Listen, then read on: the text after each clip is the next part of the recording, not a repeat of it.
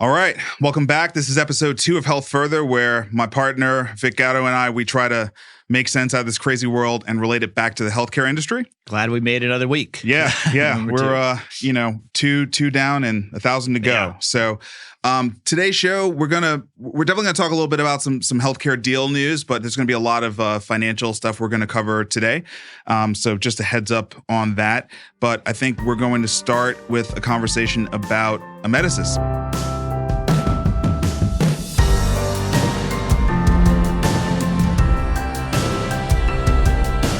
Amedisys had a big deal last week. Yet another big deal in the home health space. Yeah. And there's been a lot of deals in home health over the last couple of years. Amedisys has been, I think, kind of struggling to keep up and catch up since the pandemic, really. But they got a big deal done this week. Well, they were riding high. They were a high performing company leading into the pandemic, Yes. And then when the labor problems hit, Right, exactly. Yeah, that was a pretty difficult. Situation for them to navigate, but they found a home. So Option Care Health, which I actually hadn't I didn't really know who they were, honestly. I had to go look them up. But they're the nation's largest independent provider by revenue of home and alternative site infusion services. Interesting. Yeah. All stock deal, right? Yeah. And so they'll be joining forces, and it's actually a pretty good combination. I think they'll be. I think so too.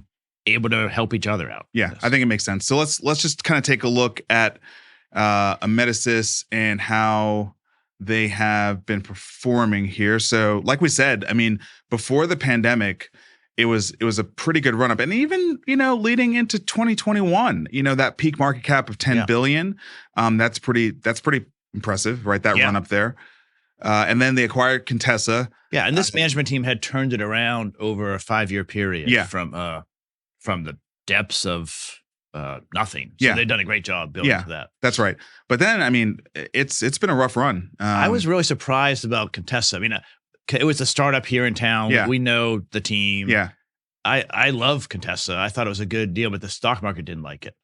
Well, I mean, I think it was a big innovation deal, and I think what is interesting is it was a big innovation deal, but it was an innovation deal that didn't have as much sort of revenue underneath it, right? Yeah. You know what I mean? And it's a publicly traded company making this kind of acquisition. It was not a small acquisition. I mean, for a company at 10 billion, if you're spending 240, right? That's a pretty good nut, right? So it was not accretive to earnings. No, it probably still is not accretive to earnings. It took a while. And I mean, it's hard to knock. There's a pretty big downshift after that acquisition in terms of value creation. Right.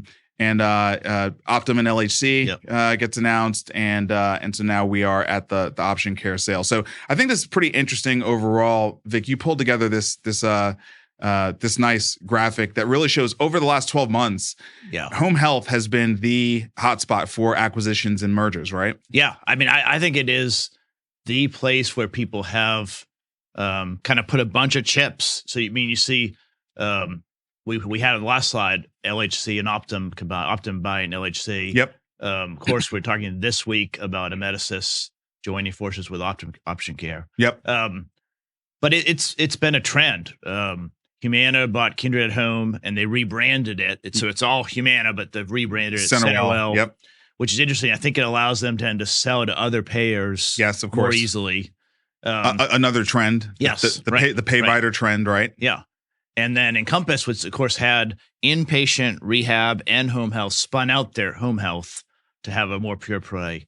And both of CVS and Walgreens have really expanded into the home health in addition to their primary care. Yeah, I mean, the Signify deal that's a big deal because it's like remote patient monitoring on steroids, right? I mean, it's like every single thing that's going on in the home, they're tracking.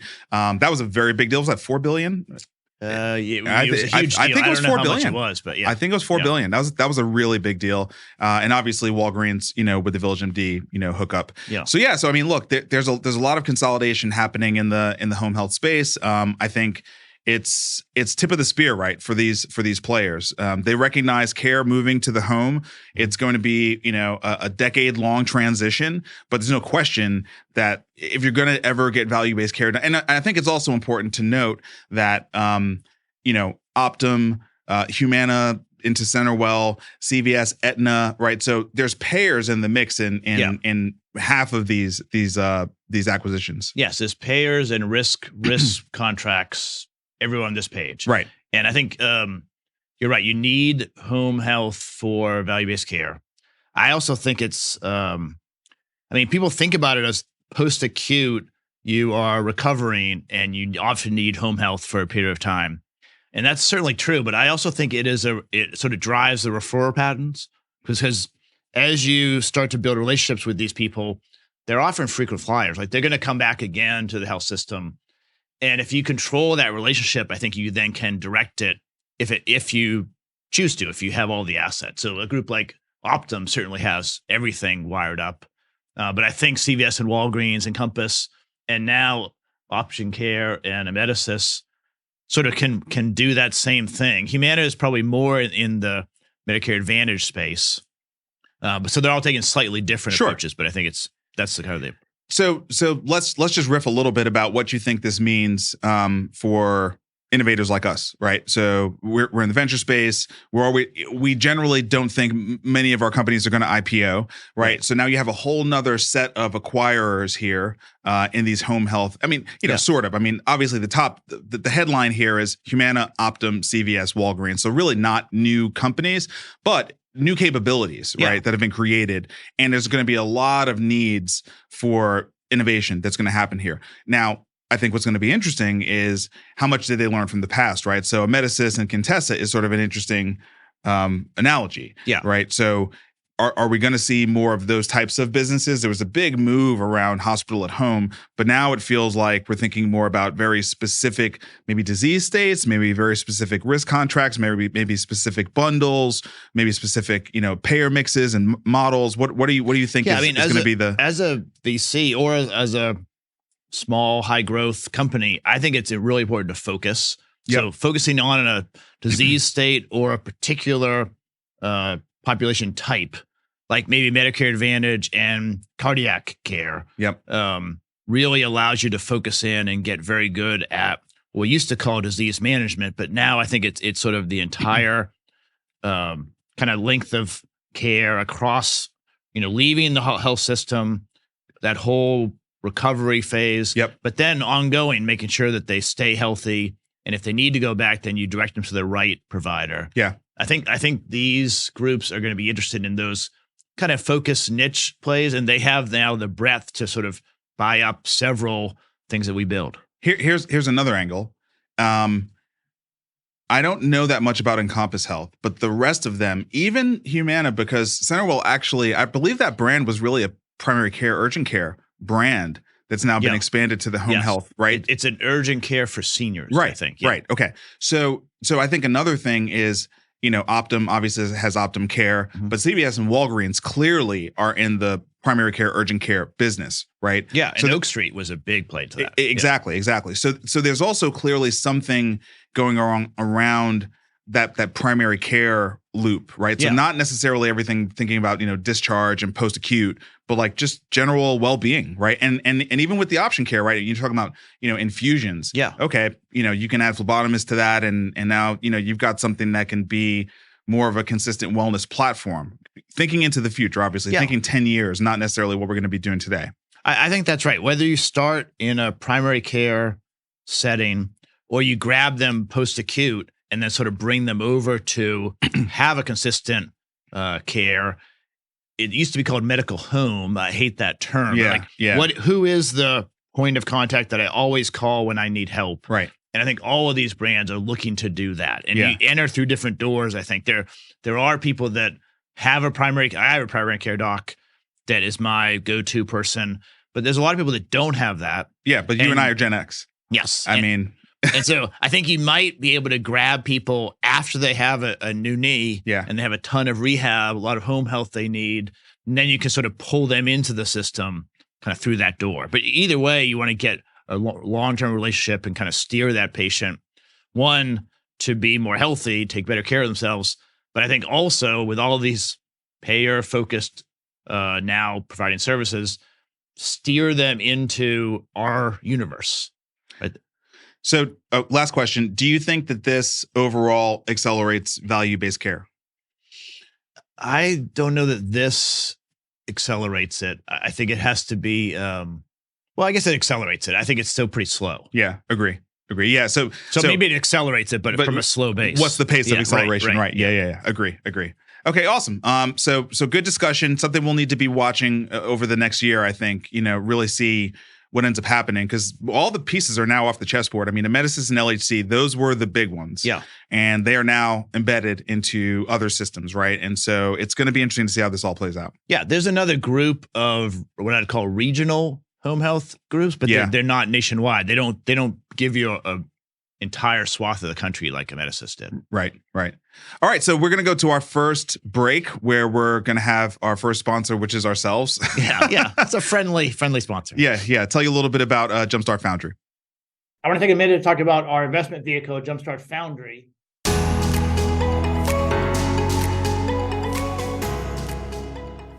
It is the product that Marcus and I put together first. It invests in pre-seed companies at huge scale, 30, 40, 50 assets a year, every year.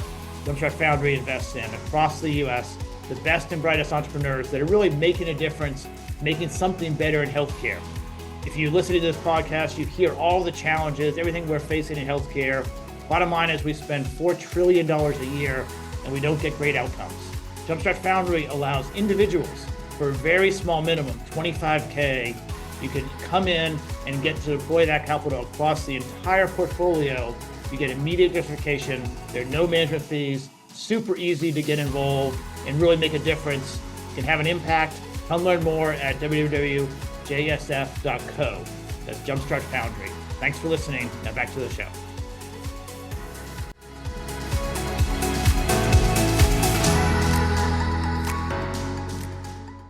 All right, we're back. So next we're going to move into sort of a non-healthcare specific topic, but obviously we're going to loop back into healthcare, which is to talk about productivity. So the Bureau of Labor Statistics on Thursday, May 4th, when we recorded the last show, had their release of productivity numbers. And I think the headline is pretty scary, which is for 5 consecutive quarters, year-over-year declines in productivity. And it's the first time ever that this has happened going back to 1948 when they were collecting the data.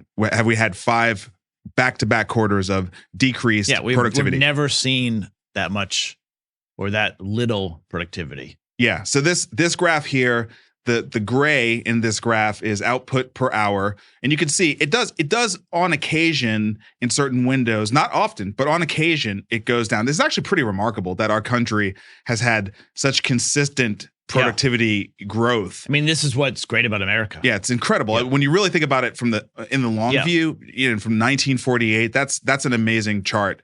But and the 70s were a hard decade. For sure. And that's when we had productivity. That's right. Struggles. That's right. So are we in another hard decade? Yes. Yeah. Five back-to-back quarters. Yeah. And look, there's also something I think pretty interesting, and it seems to be a bit of a pattern. I mean, I guess this was in 1970 or something like that, maybe. But the growth of the cost of the unit of labor versus the output per hour, there's a dislocation between those two things, right? Which is when the cost for labor just kind of skyrocket for some cataclystic reason. Inflation. Right? Yeah. You end up getting this decrease in productivity. So there is some relation there we can see over time. Yeah, I think the parts that I would put is like in the 90s here, you have people are earning more money, but also productivity is going up. Yeah. So the internet, there's lots of big advances in productivity through technology. And in the 70s, you have huge inflation and several quarters, although never 5 in a row, when you have declines. Right.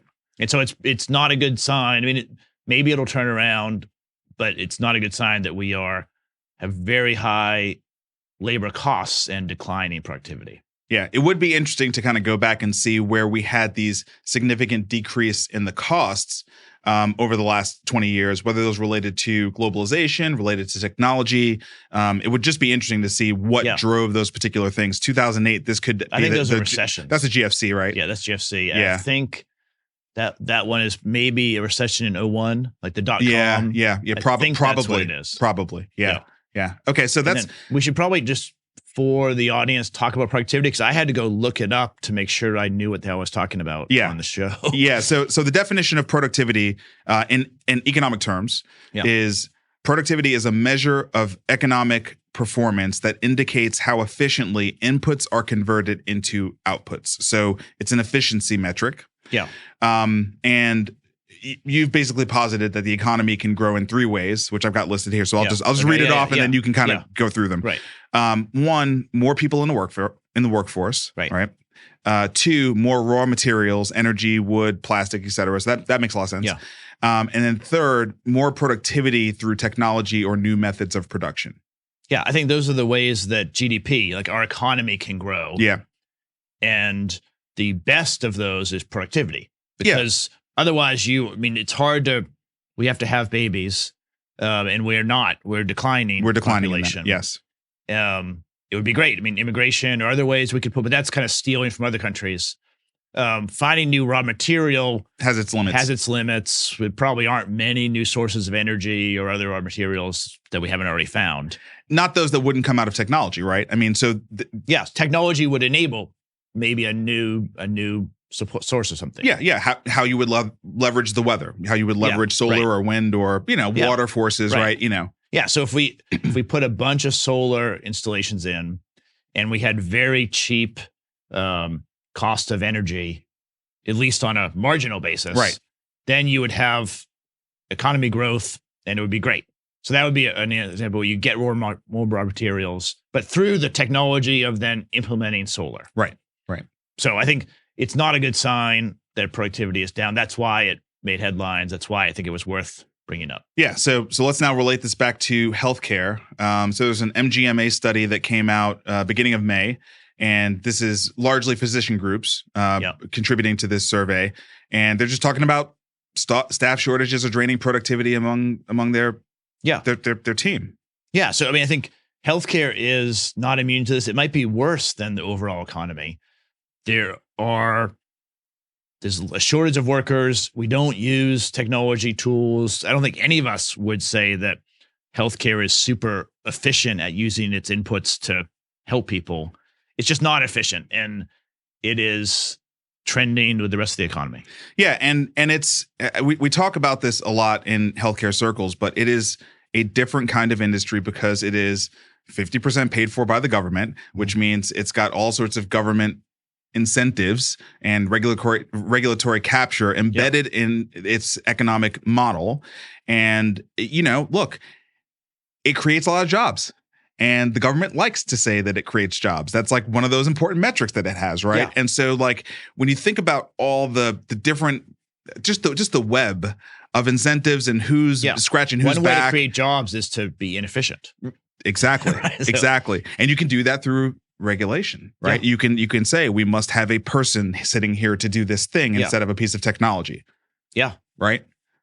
Yeah. that CMS is trying to push that out right now in home health. Yes. We have people doing work. We'll talk about that in a minute with Right. So this is this productivity issue, which is not a healthcare specific issue, which is an overall U.S. economy issue, is going to be really, really pronounced in healthcare because of our dependence on the labor force, because we are a very inefficient industry when it comes to that third category of productivity, which is leveraging technology, leveraging innovation, finding new ways to lower the cost of a labor unit, right? We don't run well, but from an optimistic point of view, that allows us to make gains. Yes. If we just get our act together and begin to be more efficient. Right. Healthcare has more room to run on the productivity front than maybe other industries. A lot more room. Room. It's really not a matter of the room to run. It's really a matter of the will. It's a matter of the will. Yes, exactly.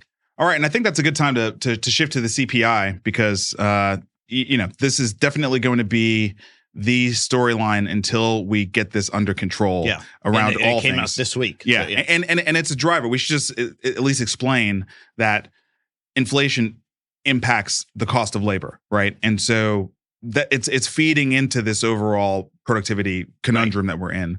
So we just had a print this week, and we came out at 4.9, so that's good. Yeah, Ish.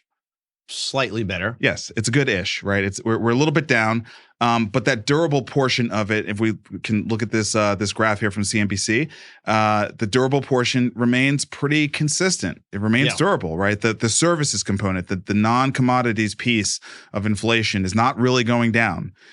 So what do you think is going through the minds of the Fed as they continue to increase the rates and they don't see this part? I think they're still worried about inflation. Like energy is going down, oil is going down, right? But that's not going to get it all the way. They're really looking for it to be 2%. Yeah, and we're more than double that. Yeah. So I think they're still going to stay. Hopefully, they'll stop raising, but I don't think they're going to be cutting rates anytime soon. Yeah, and that's going to set the stage for everything else. So this is probably a pretty good time to shift to our health further friend, Emily Evans, who is the health policy leader at Hedgeye, and she's going to walk us through a great conversation on the Chevron Deference Doctrine. All right, here in studio, we've got health further friend, Emily Evans, who is the health policy resident expert at Hedgeye. Emily, can you tell the listeners and the viewers a little bit about Hedgeye? Yeah, Marcus, thanks for having me today. Hedgeye is an independent research firm.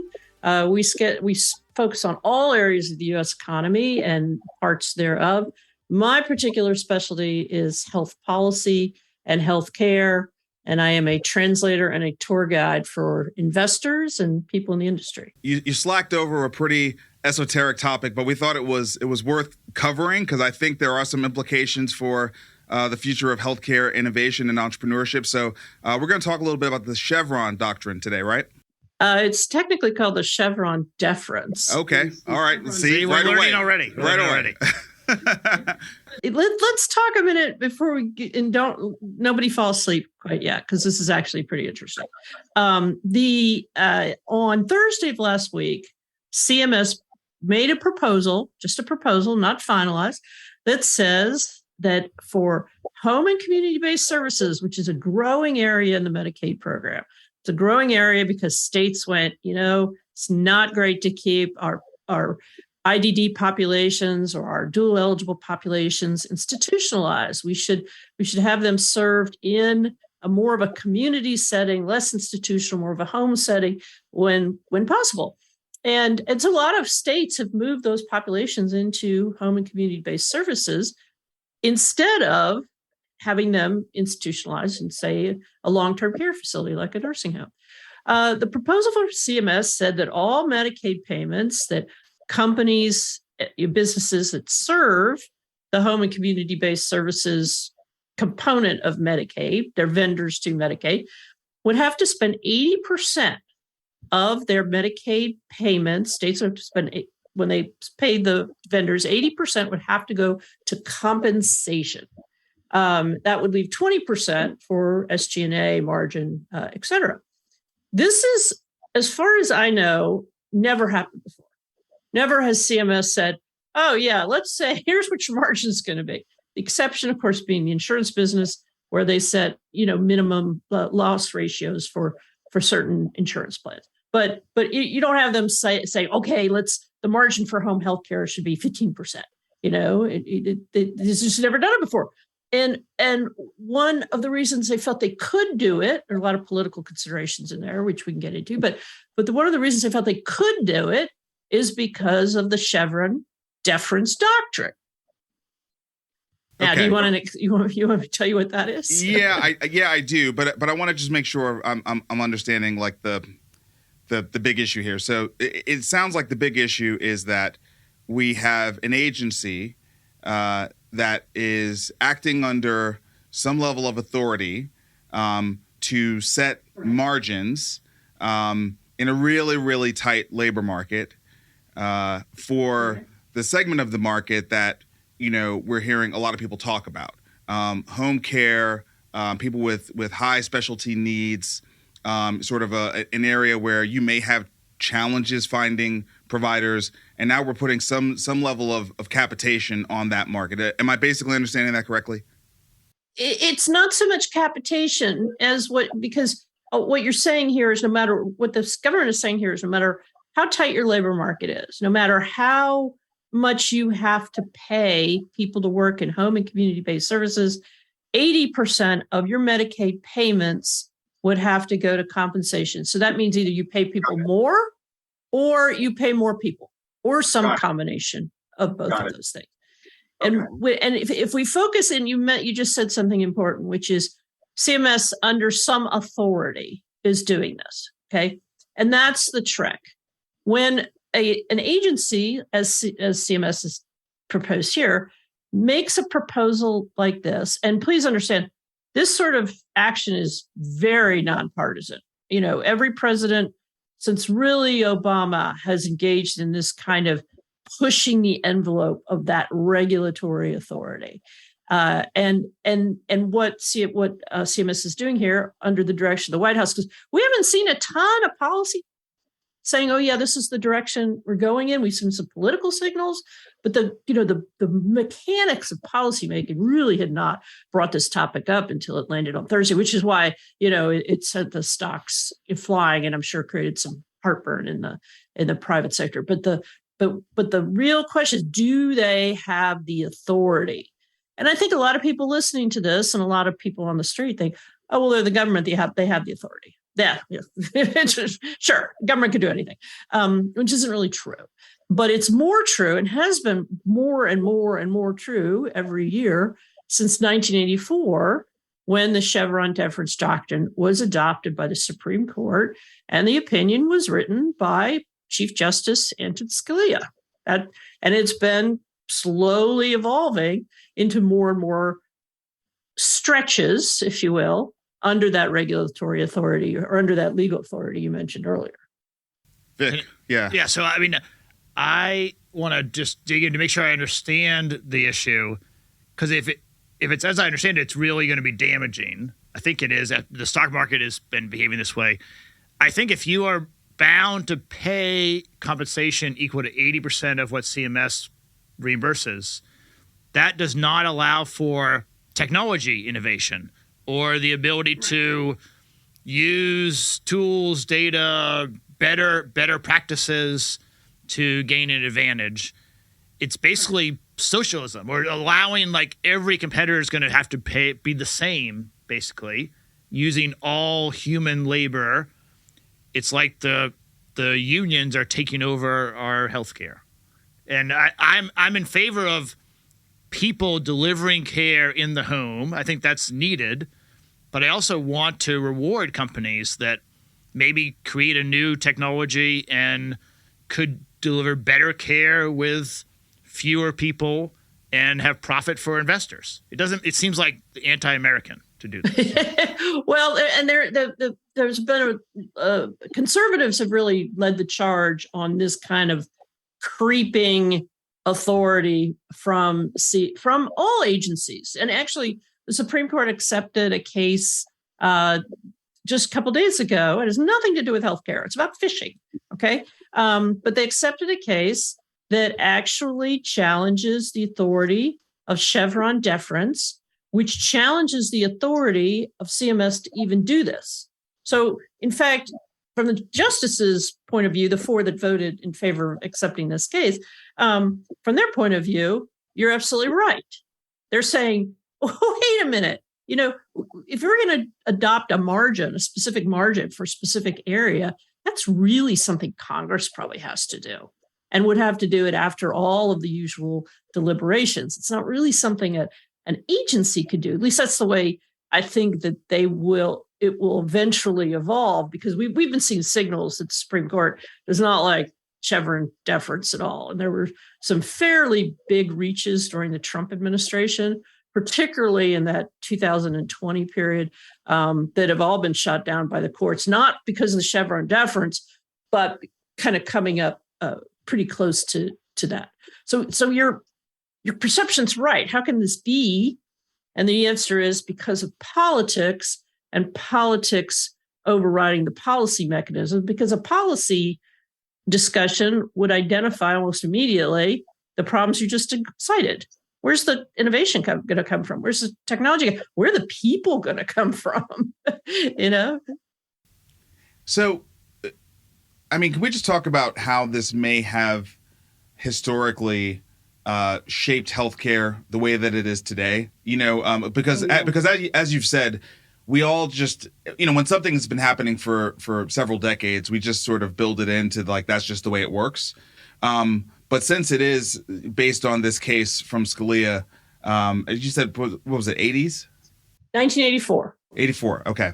And remember, Scalia was conservative justice, right? This is how times have changed. Yeah, totally. Yeah. So, what are other areas where we may be seeing the important healthcare agencies, leveraging this doctrine, in ways that could be questionable or, could have impaired the healthcare industry's ability to innovate up until this point? Is there a way to sort of look at certain things and be like, that probably was because of, the Chevron Deference doctrine? Well, exactly. So, what the Chevron Deference doctrine suggests is that if Congress has not explicitly prohibited something, they haven't come out and said, okay, do not do that terrible thing, and it's reasonable what the agency is proposing, well, then you should defer to the agency.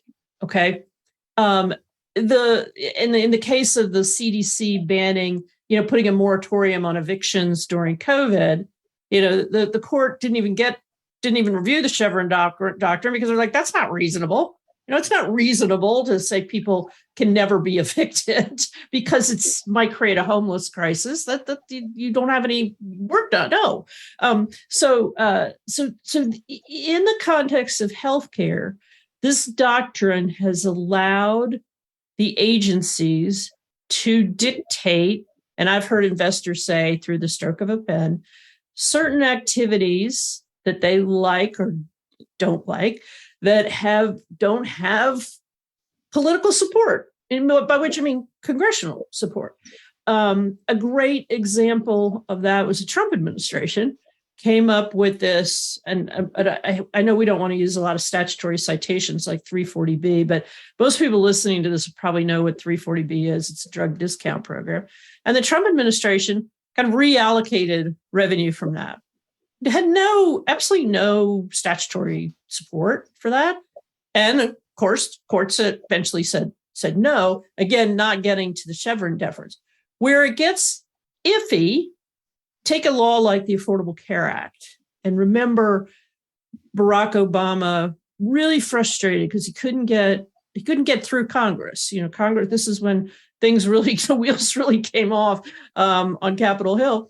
And he wasn't getting anything done. He had really used all of his political capital on the Affordable Care Act. So what does he say? I'll use my phone and my pen. And that was his, I'll just direct these agencies to do what they need to do. And they did certain things that I think our industry would go, okay, that's great. Like suspending certain, risk corridor repayments during the Affordable Care Act because risk profiles had gotten so haywire and so bad for the insurers. I think our industry would say, okay, that's good.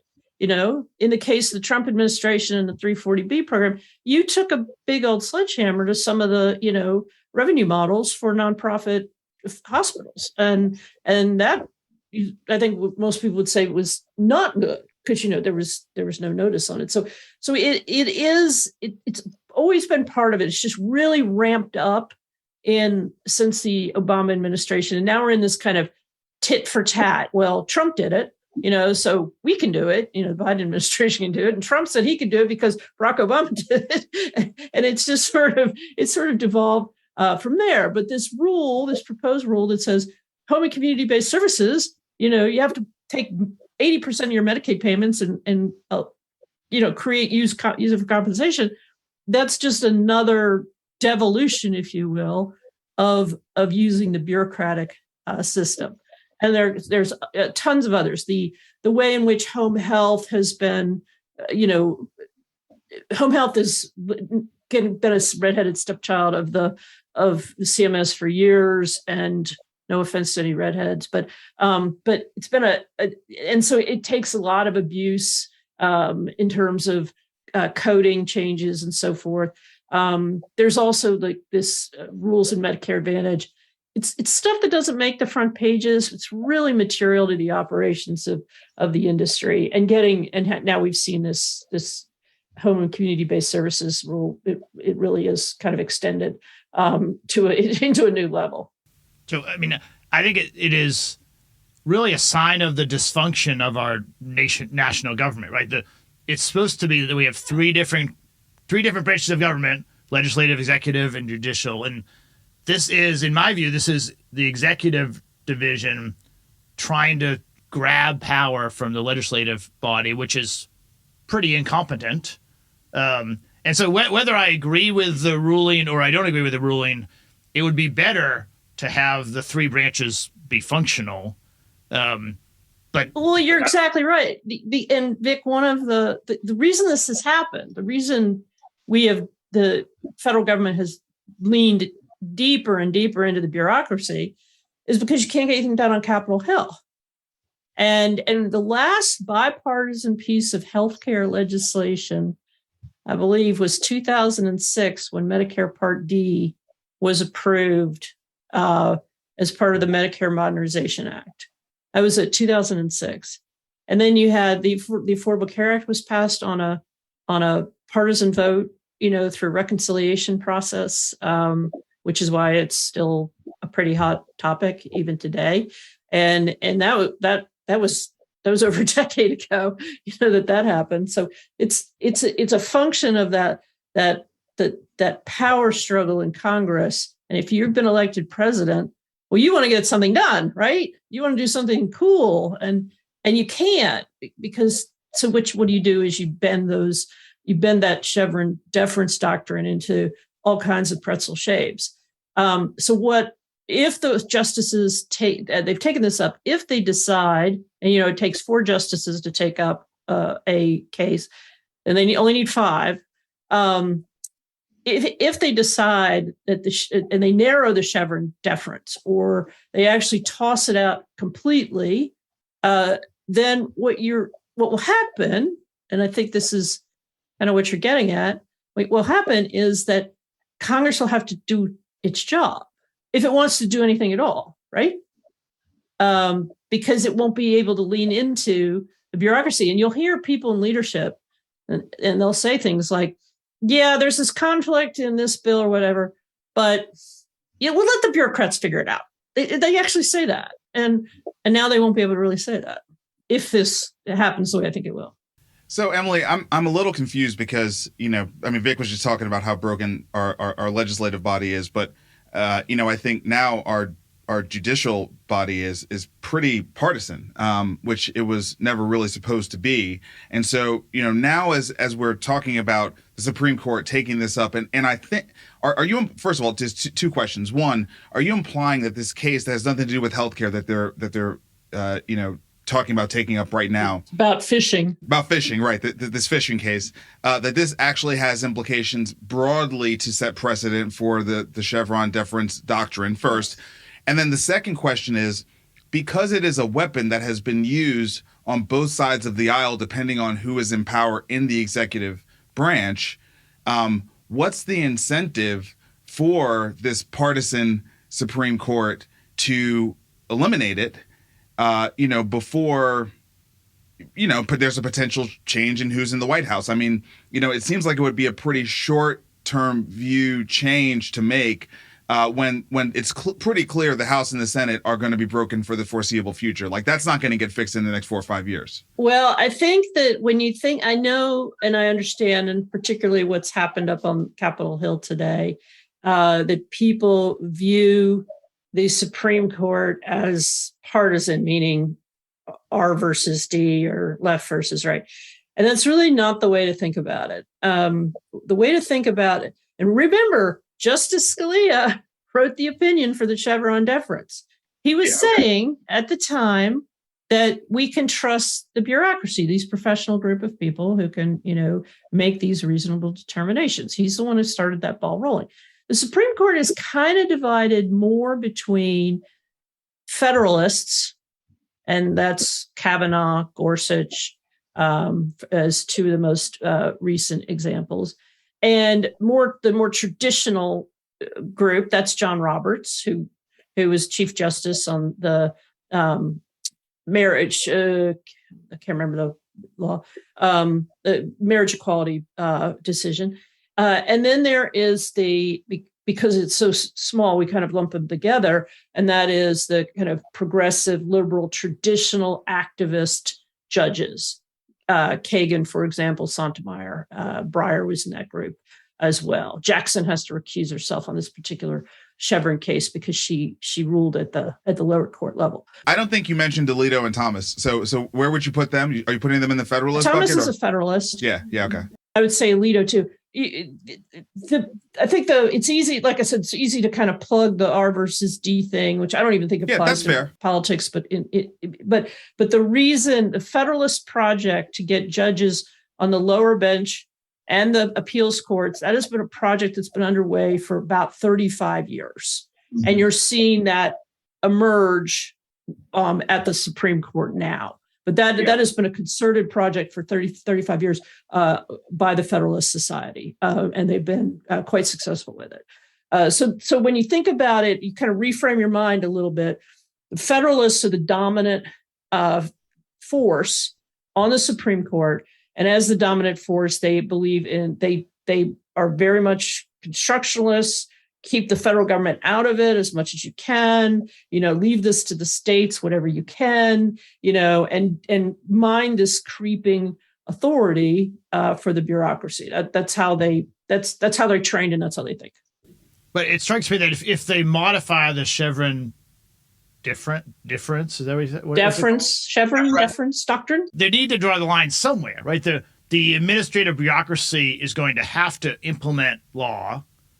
Yes. And so they where that line is drawn is what's under debate, right? So, and I think that there's a very good possibility what they do is they narrow it, so it's not this wide open CMS right margin requirements for every healthcare industry in America, and it just gets narrowed, and that maybe that reasonableness gets defined more clearly. That could be a path that they take without tossing it over. Because you're right, in a normally functioning government, it's not a crazy idea to go, okay, the professionals do this all day long. Let's get them to interpret it. So it could just end up being, quite the narrowing of the doctrine rather than, ending it altogether.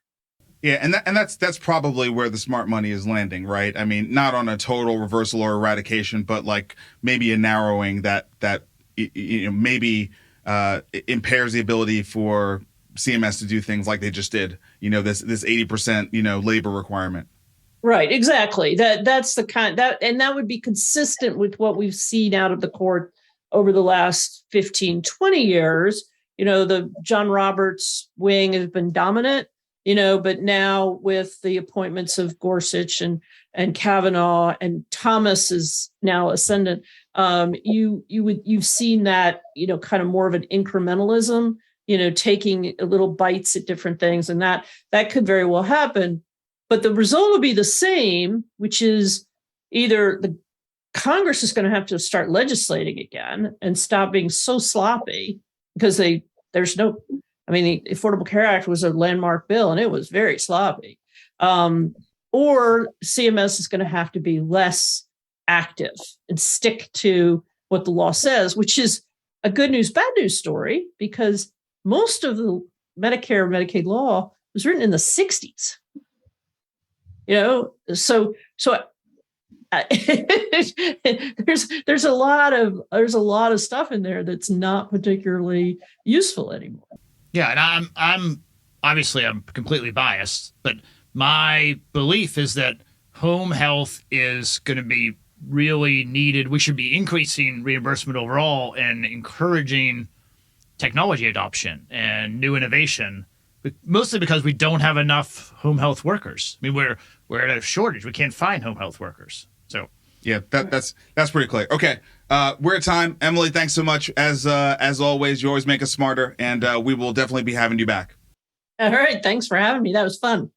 All right, so that was fascinating conversation with Emily. Every time I talk to Emily, I get smarter, and I get more worried about the government. Yeah, she's really kind of one of a kind in terms of she was a local elected politician. She understands the finance world really, really well. She's working with some of the smartest people about macroeconomics and also Wall Street and hedge funds at Hedgeye.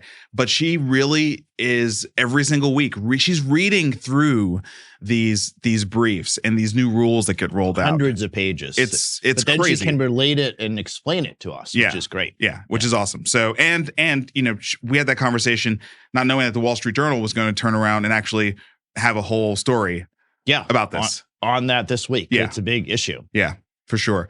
All right. So let's now just shift into talking about what's going on in the banking world.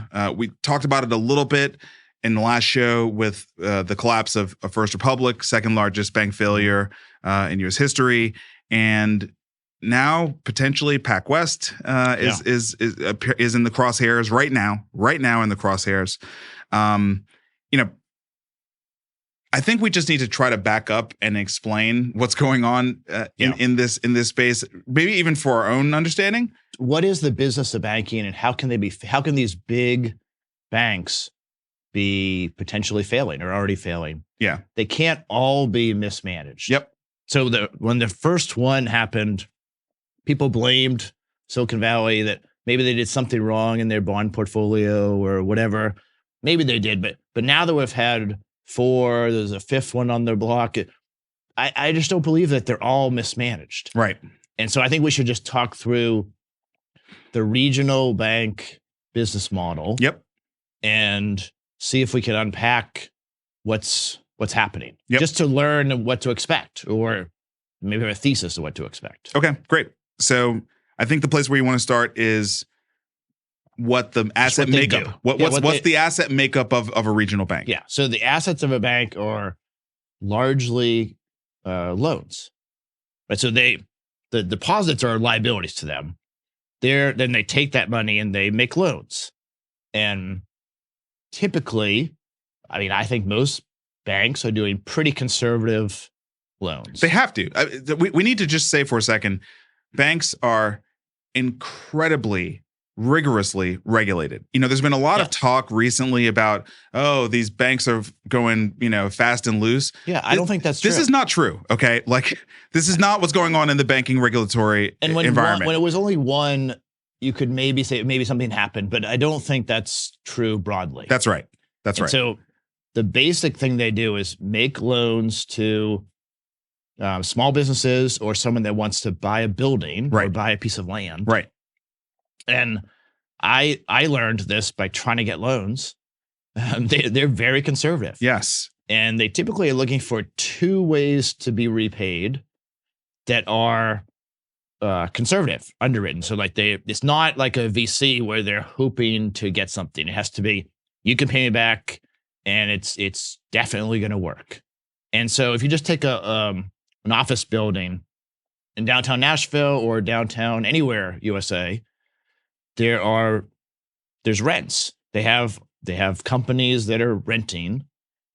And so the first way you could pay back the loan is you're getting rent in, and hopefully you don't spend as much money as you take in. Right. And then you can pay off the loan. Right.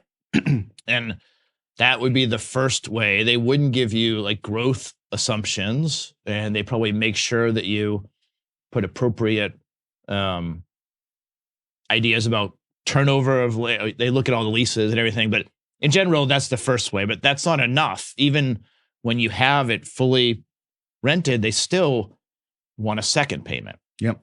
And so with real estate, that's the easiest one to talk about. They will take the rights to the building. So if you don't pay the loan, they take back the building. And they will not loan 100% of the value. Typically, they'll do 70, 75, 80% of the value. And so they feel very comfortable that, well, these rents are going to allow you to make payments. And even if you mismanage it and screw it up, we'll sell the building. And if it's worth $40 million, we will not loan you $40 million. We'll loan you up to 30. So we have a cushion there.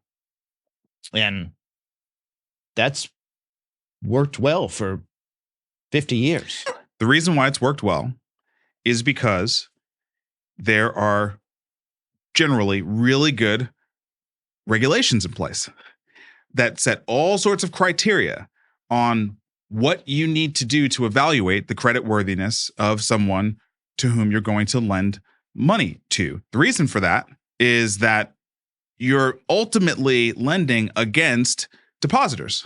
That's your base, right? That's the base that gives you the ability to do this lending activity, right? And then you have all sorts of income coming in from the payments that are coming, and that's what the banking business looks like. It's this combination of depositors and your loans, and then the dollars coming in, and sometimes you're originating a loan, but then you sell it off as an asset to somebody else, right? Very safe. Yeah, It should be very safe. It's very regulated. I think just people need to understand this is not this like fast and loose industry, okay? Because as we're talking about bank failures and they're happening in such tight succession, right? It's important to know this is a pretty well-regulated industry. Okay, now. Yeah, no, what they're not prepared for. Yes, now we need to talk about why they're failing. They're not prepared for anything changing fast. Yes. They can deal with changes in the interest rate, but it has to change over a long period of time. So Alan Greenspan or previous Fed chairs, they have changed the Fed funds rate, but they've changed it 25 basis points in the next 90 days.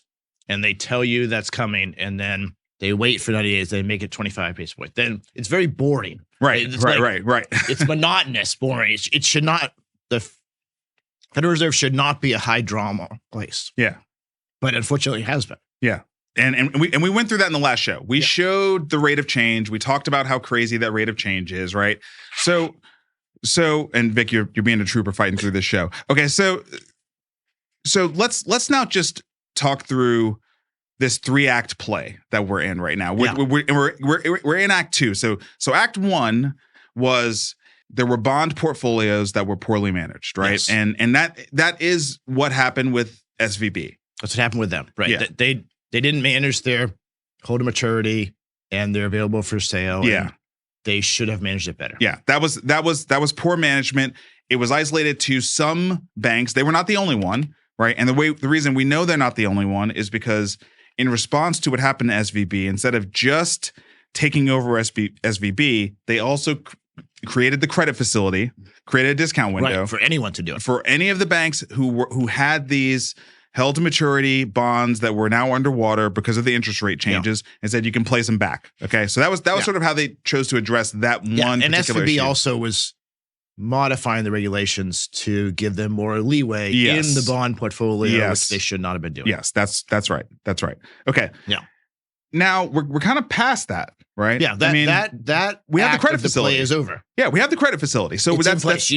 You should not.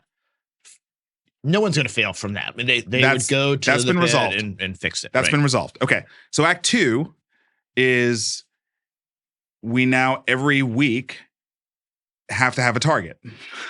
Yeah. Right? Every week, the short sellers and the media need something else to fixate on for each for their own reasons. But they need a bank to fixate on, and the media through just spinning up stories, whether it's through cable or through print, or short sellers in the hedge fund industry leveraging social media, they pick a weak target and they start attacking. It's like the jungle. Yeah. Yeah. And I think there are weak banks. There's weak players in every industry. So that's always been the case. It's always going to be the case. What's different about this is because of the first act, which now has been fixed. Right. There's all this uncertainty and worry. And so the media or short sellers can take advantage of that. Yep. And I think they will continue to keep doing that. It's not going to affect strong regional banks, but there are banks that are, weak animals, and the wolves will take them down. Yeah. Yeah. Okay. So then the third piece is this whole credit default issue surrounding the commercial real estate markets and everything that's going on there. And just to be clear, the Fed, in my opinion, does not care about one-off failures because they are forced out due to a short seller or a media thing or anything. That's not a systematic risk. No. And I don't even know that we're able to define systematic risk, but I think we can define what it's not. And what it's not is 1 or 2 or 3 banks going under because of pressure in the market. They don't Right. consider that to be a true financial system breaking, right? Yeah, that there are other banks in those same markets that can provide loans, and so there's no shortfall in the system. Yeah, yeah. So we are at what appears to be the potential beginning, meaning we're hearing more and more people talk about it, the beginning of the credit defaults. And that's much more scary than the act we're currently in, right? Because the act we're currently in, they got to kind of pick one target at a time. It takes, I don't know. Hedge funds don't get together. Yeah. So they don't get their act together. Yeah, that's right. There's no Schelling point where they can actually truly collude to get it done. But this other one, this is material, right? Because as the interest rates climb, that literally decreases the value of the underlying asset that is commercial real estate. Yeah. And that turns that business upside down in a very similar way that the bond portfolios were turned upside down. Yes. But in a way that is, I don't think you can call irresponsible, because it's fundamentally like this is the business model of businesses. This is the business model of regional banks. Yes, that's what they do. Yeah. They make very safe loans with collateral. Yes.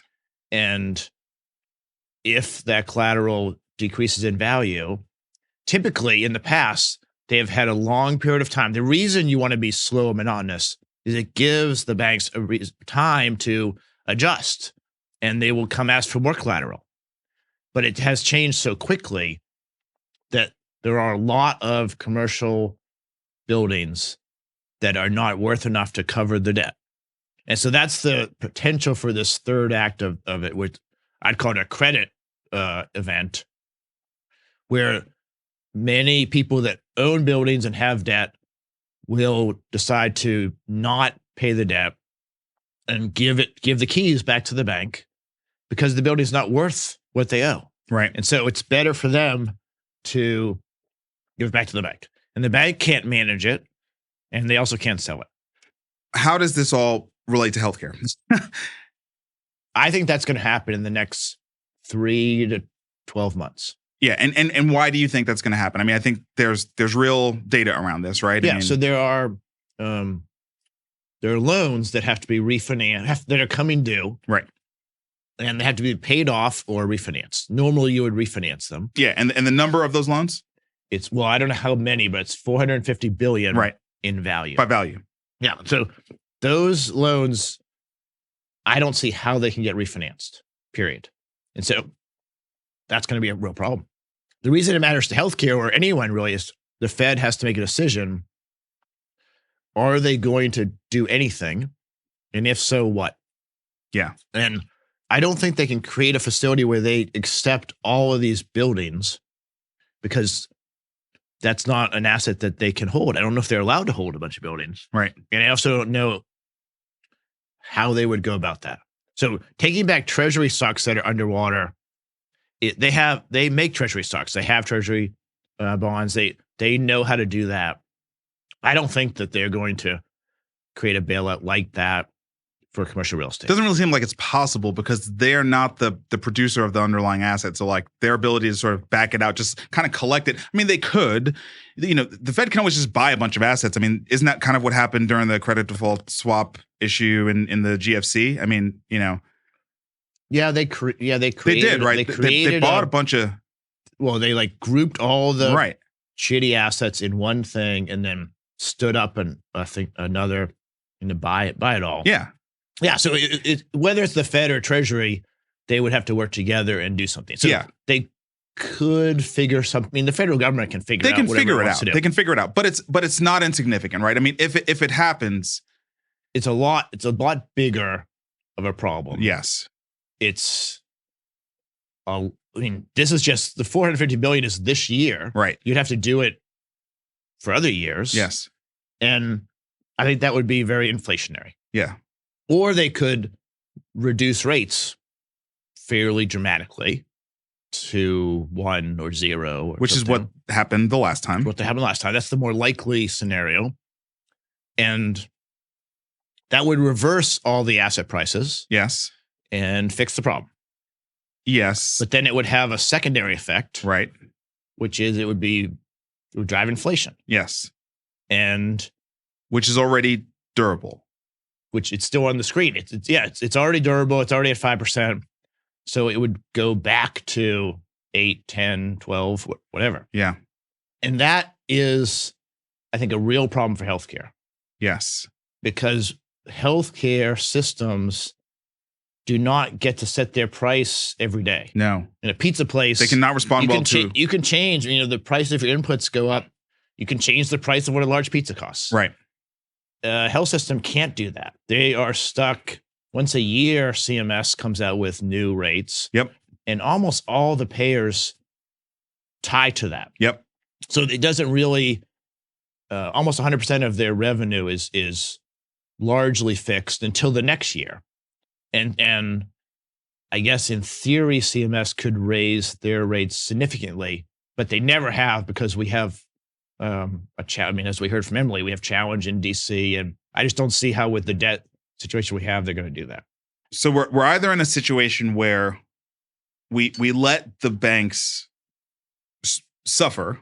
Let's not go so far as to say fail, but we let them suffer, right?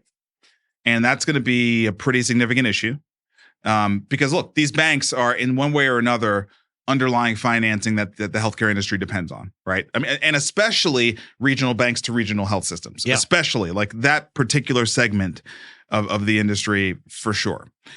And that's going to be bad. If the Fed steps in and says, okay, enough, we now consider this to be a break, so we're going to, bail everyone out of the CRE issue, and whichever direction they take, and probably pivot on rates, right? Yeah. That's good for Wall Street. That's good for a lot of equities. Yeah, it's probably good for our selling thing in our portfolio. Yeah, it's good for venture. Good for venture guys. Yeah, good for venture funds. But it's inflationary, which relates back to the productivity issue, right? Which relates back to labor costs, which health systems in particular cannot adjust fast enough on. Right? That's right. I mean, the pandemic drove inflation. And all of a sudden, you could get a job at the pizza place and make a lot more money than you were in the health system, and it's an easier job. And healthcare is just not designed for changing their costs that way. Yeah. And so it is going to be damaging to everyone if this default credit crunch default thing is what I fear it is.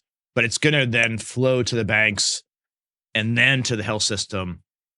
And by the way, let's just overlay that with everything Emily just told us about what how CMS is. Yeah. Well, no, but specifically about CMS and sort of the labor requirements that they're pushing in terms of percent of what you're going to spend on labor, and then overlay that with the home health acquisitions. I mean, it's all intertwined. Yeah, I mean, that's why I was excited about doing this podcast, because all these issues have connection to each other, but we don't get to spend enough time pulling it apart and really examining it. Yeah.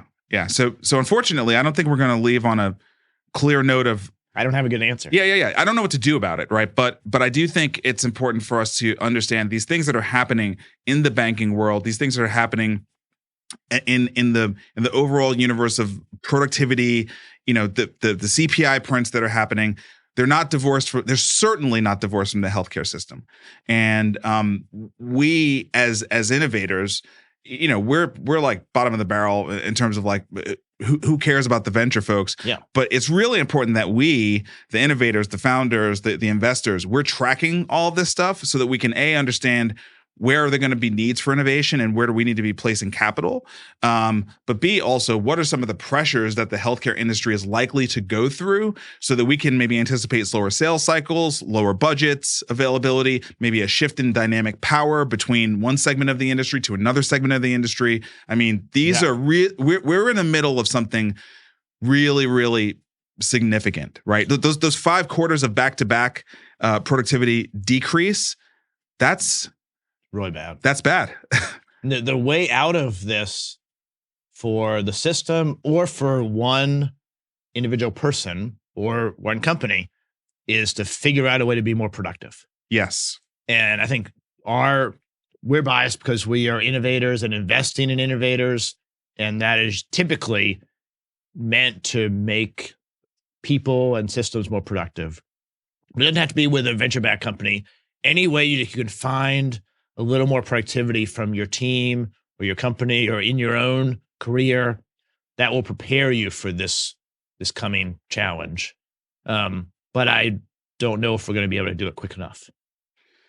All right. Well, we got to try. So I think we've covered a lot today, but great show, man. Thanks for fighting through it. Yeah. Hopefully I will not be coughing and suffering. Yeah. Next week, we're not going to be in the studio because I'm going to be traveling. I'm going to be in Aspen for an executive seminar with the Aspen Institute. So we'll be doing this remotely from my room in the Aspen resort. So hopefully the Wi-Fi is good enough to hold up for a quick conversation. But we will be back next week with episode 3.